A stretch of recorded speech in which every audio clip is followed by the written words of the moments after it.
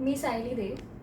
मी आर्किटेक्चरचे student आहे. मी master in design या एक्झामसाठी अप्लाय केलं होतं.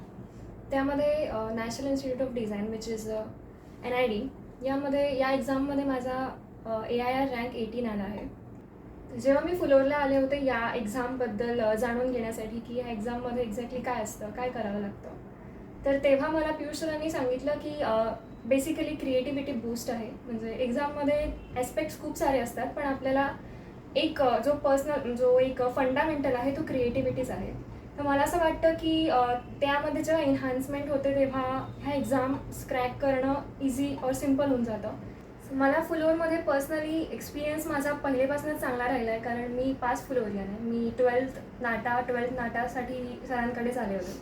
तर तो माझा तेव्हा पण एक्सपिरियन्स चांगला होता. आणि मास्टर इन डिझाईनसाठी जेव्हा मी सरांकडे अप्लाय केलं तेव्हा पहिले मी म्हणजे स्केचिंगवरती फोकस करायला लागली. मग माझं स्केचिंग जेव्हा इम्प्रूव्ह व्हायला लागलं तेव्हा मी क्वेश्चन सॉल्वेशनकडे जास्त फोकस केलं. तर मला असं वाटतं की त्यामुळेच मला NIDमध्ये थ्रूआउट हेल्प झाली आहे. त्यामध्ये मला गायडन्स सरांचं आणि मॅमचं सिमिलरली कन्सिस्टंट होतं पहिलेपासून तर शेवटपर्यंत.